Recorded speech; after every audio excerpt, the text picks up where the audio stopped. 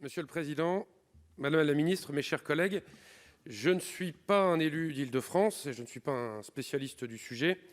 Néanmoins, dans le cadre des débats que nous avons eus dans la délégation des collectivités territoriales, j'ai pu assister il y a quelques semaines à un débat auquel participaient madame le maire de Paris, la présidente de la région Île-de-France et puis le président de la structure du Grand Paris.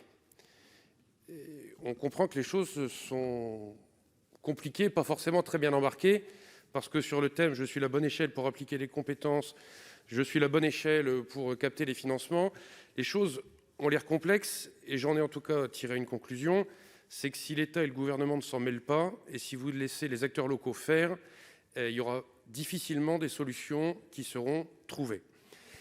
Vous me permettrez d'avoir un mot, je vous disais que je n'étais pas un élu d'Île-de-France, mais je suis un élu Péry, ou pas grand, mais immense Paris, d'un département comme l'Aisne, qui se trouve, comme d'autres départements, à 100-150 km de Paris, et qui sont concernés, en tout cas par l'essor de Paris, par l'intérêt du Grand Paris, par ce que ça peut créer en termes de transport en commun, d'infrastructures, de développement économique. Et je pense qu'il serait intéressant que vous puissiez, mais peut-être que c'est déjà en réflexion, associer les élus de ces territoires un peu plus éloignés à ce que va être le Grand Paris, parce que ce n'est pas la guerre entre les ruraux et les urbains. Le but du jeu, c'est de tisser des choses. Et tisser, c'est de développer les voies de communication. C'est-à-dire, ce sont des routes. Pour l'Aisne, ça peut être la RN2. Ce sont la mobilité avec les trains, éventuellement maritime aussi.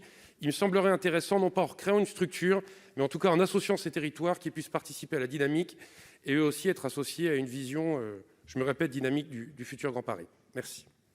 Madame la ministre. Merci, Monsieur le Président. Oui, Monsieur le Sénateur, vous avez raison. Naturellement, vous êtes sénateur de l'Aisne, si ma mémoire est bonne. Et penser les mobilités en Île-de-France, c'est bien sûr aussi penser les relations entre l'Île-de-France et les régions voisines. L'État est ainsi particulièrement vigilant à la bonne articulation entre régions.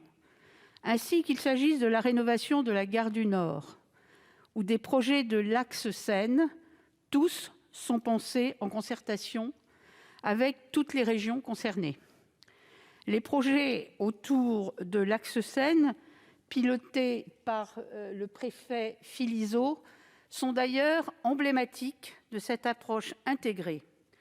Les plus emblématiques étant bien sûr la création ce mois-ci de Haropa, qui regroupe 3 anciens ports, Le Havre, Rouen et Paris, de sorte à promouvoir une logistique fluviale intégrée sur la Seine. Il en est de même du projet de la ligne nouvelle Paris-Normandie, LNPN, qui est conçu à la fois pour améliorer les liaisons des villes normandes vers Paris, mais aussi pour améliorer et fiabiliser la desserte des Transiliens dans l'ouest de l'Île-de-France. Vous voyez, des exemples concrets qui illustrent parfaitement votre souhait et je crois que c'est une démarche qui ne peut pas ne pas exister, bien sûr. Merci, Monsieur Verselen. Non. Très bien.